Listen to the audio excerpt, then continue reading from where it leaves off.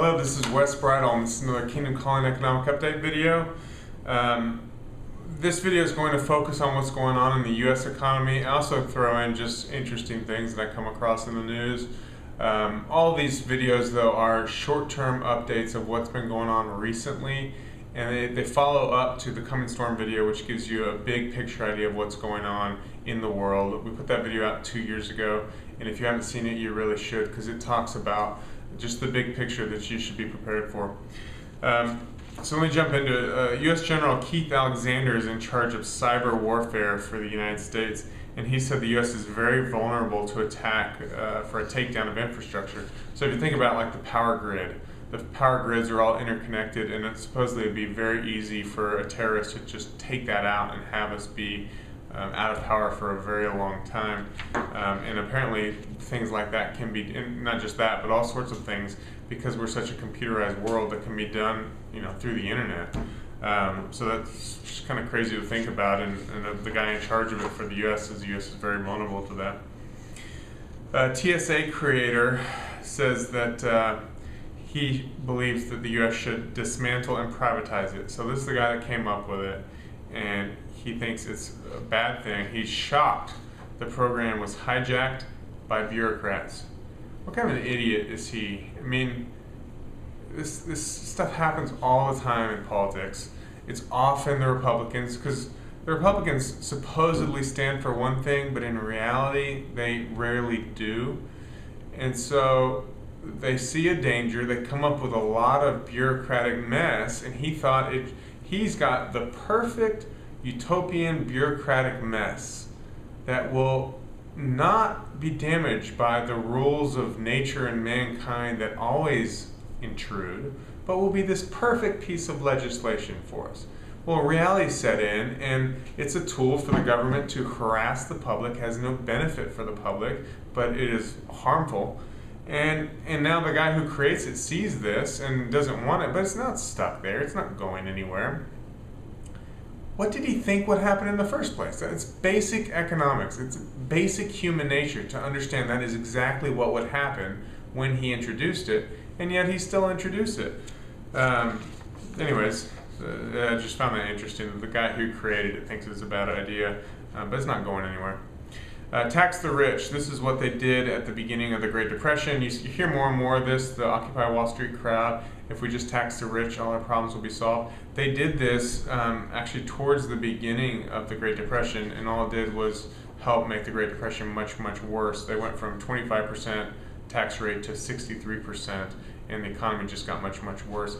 It's a bad idea to take away the incentive that the people who produce and provide jobs take away their incentive to do that. If that incentive leaves, why should they work so hard? U.S. investors are taking more money out of the stock market than they did in the months after Lehman collapsed. So again, this is something to watch for. Generally speaking, if a lot of money leaves the market, that might be a bullish sign that it's ready to come back, but investors are acting very peculiar, and I think a lot of people have the understanding of the things that we've been talking about here, that this time is very different, and we're in a major turning point. Extreme volatility everywhere: commodities, stocks, bonds, real estate, and fiat currencies. Everything's up, down in crazy fashion. Again, this is typically a sign of really difficult times ahead. So the market's letting you know. The CEO of ECRI, Economic, I forget what it stands for, Research Institute, right? The C must be, I don't know, says the recession has begun. His model last year, and I was kind of interested in it because I've known these things were going to happen for a long time, but I haven't known until recently that we were there, so I was always looking for this to happen, thinking it was going to happen any moment. And so his model was flashing the signal last year, but he said at the time, no, I don't really think we're heading into recession right now. Well, now his model is flashing, we're heading into recession, and he's warning people that's exactly what's happening. A lot of the leading economic indicators are showing just that, but a lot of people don't seem to want to believe. Some indicators are showing things are going to be okay, not great, but okay. A lot of them are saying things are going to get bad. people who rely on those indicators, though, and like the ones that say it's going to be okay more than the ones that say it's going to be bad, are missing the point that, again, we're in a time that's different than all others, and those economic indicators that traditionally worked don't take into account the massive problems going on in the world right now, and those things are going to spill over in a massive way everywhere. Jeffrey Gundlach agrees. He's probably considered the greatest bond investor in the world right now, and he agrees U.S. is in recession. FHA rejecting mortgage insurance claims by big banks.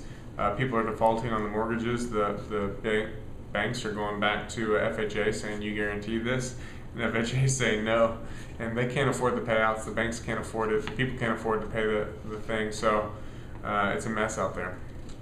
Henry Markopoulos is after the Bank of New York and State Street. Heard a really fascinating interview with him on King World News a month or two ago. And he said the Bank of New York, and he said it's actually probably all banks, but he's kind of focusing there. I think State Street was the other one he's kind of focusing on. But he says they're going to go down. They've been apparently this is widespread, cheating every single person that does a foreign currency transaction every single time. They have a method of just taking a little bit of points off of each trade, and it's illegal apparently, and they've been doing it forever. So some of these large banks absolutely going down when this court case gets settled. Topeka, Kansas has been letting domestic abusers run free because of budget constraints. This is probably a little bit of old news, so I haven't followed up on it. But I mean, budgets are getting tough everywhere, and it was maybe a stunt by the local authorities, but I mean, it's a pretty serious, and it's kind of something to keep an eye on. That obviously domestic abuse is not funny. It's a very serious, ugly thing, and yet here the authorities are saying, well, we're going to let them go free because we don't have the money. Pew Center, and again, so not necessarily that particular thing, but all over we're going to see more and more of. There's just no money to do the things that we like to think society should be in charge of, and so more and more people's kind of faith in society, government, as a controlling force in their lives is going to be broken apart. Municipalities have been going under. Jefferson County, Alabama, Harrisburg, Pennsylvania. They're kind of, in my mind, two capitals of the North and the South, both going under. The Harrisburg stuff, they really made some ugly comments about the people running that city.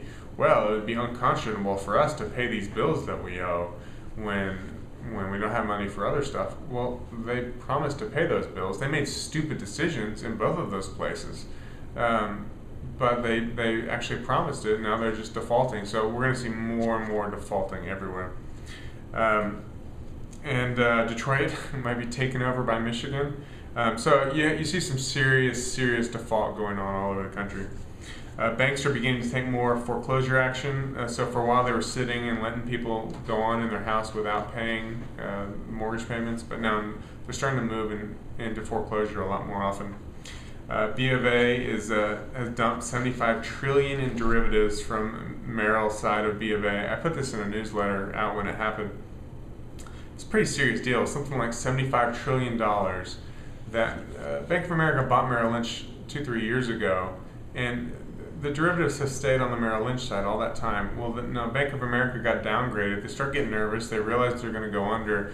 They've moved $75 trillion of derivatives onto the Bank of America side, which is guaranteed by the FDIC, and so now they've just put $75 trillion onto the U.S. taxpayer hook. You might say the reality is the U.S. government's never going to let Bank of America go under. They're too big a fail. They're going to bail them out either way. That's maybe true. But the FDIC is ticked off because no one can afford to bail out $75 trillion. That is 5 times larger than the United States economy. No one can afford to bail that out if it were to totally go under. Now, they probably couldn't lose $75 trillion. They probably have a lot of offsetting derivatives. And Bank of America and all these big banks would tell you all their derivatives offset, so they don't have any risk exposure. But the reality is a lot of that offsetting risk exposure is supposedly provided as insurance by the other big banks who are equally in just as much trouble. So they're all going to go down at once, basically.